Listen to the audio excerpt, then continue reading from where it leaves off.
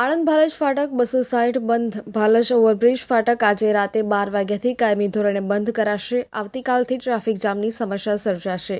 આણંદ શહેરના મીના મંઝિલ પાસે આવેલ રેલવે ફાટક નંબર 260 આજ રાતથી બંધ કરી દેવાશે. રેલવે તંત્ર દ્વારા બોર્ડ મારી દેવામાં આવ્યું છે, જેથી હવે ભાલેજ ઓવરબ્રિજ પર ટ્રાફિકનું ભારણ વધશે. પાધરિયા સહિત આસપાસના વિસ્તારના 35,000ની વસ્તીમાં દૈનિક 5,000થી વધુ વાહનો અને 50થી વધુ ગામડાના લોકોને આણંદ શહેરમાં પ્રવેશ માટે એકમાત્ર ભાલેજ ઓવરબ્રિજ પરથી પસાર થવાનું હોવાથી ગુરુવાર સવારથી ભારે ટ્રાફિક જોવા મળશે, જેથી નોકરિયાત વર્ગને હવે 20થી 25 મિનિટ વહેલા ઘરેથી નીકળી જવાનું વખત આવશે.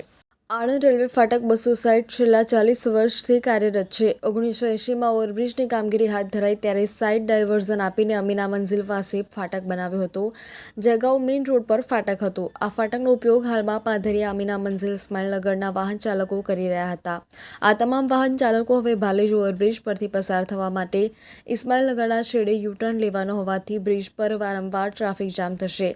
ગામડાના વાહનો અને આ વિસ્તારના વાહનોને એક બ્રિજ પરથી પસાર થતા હોવાથી ટ્રાફિક જામ સહિત અકસ્માતની ઘટનાઓનો બનાવ વધવાની સંભાવના છે, જેને ધ્યાને લઈને વહીવટીતંત્ર દ્વારા ઇસ્માઇલનગરના છેડે કાયમી ધોરણે ટ્રાફિક પોઈન્ટ ઊભો કરીને માત્ર ટ્રાફિક નિયંત્રણ માટે પોલીસ જવાનો મૂકવામાં આવે તેવી માંગ સ્થાનિક રહીશો દ્વારા કરવામાં આવે છે. અમીના મંઝિલ નજીકના જૂની પાણીની ટાંકી નજીકના ગરનાળું પહોળું કરી વાહન અવરજવરની સુવિધા ઊભી કરવામાં આવેલ માંગના પગલે રેલવે વિભાગ દ્વારા અમીના મંઝિલ નજીકના ગરનાળું પહોળું કરી કાર્યાન્વિત કરવાના પગલે ખાતમુહૂર્ત કરવામાં આવ્યું હતું, જેના નિર્માણ કાર્ય હાથ ધરવામાં આવતા આવતીકાલથી રેલવે ફાટક નંબર 260 કાયમી બંધ કરવાના પગલે ટ્રાફિક ભાલેજ બ્રિજ પર ડાયવર્ટ થવા પામતા બ્રિજ પર ટ્રાફિક ભારણ વધવા પામશેની સંભાવનાના પગલે દશક પૂર્વ તંત્ર દ્વારા ભાલેજ બ્રિજ પરથી ભારે વાહનોના પ્રવેશ પ્રતિબંધના બોર્ડ લગાવવામાં આવે.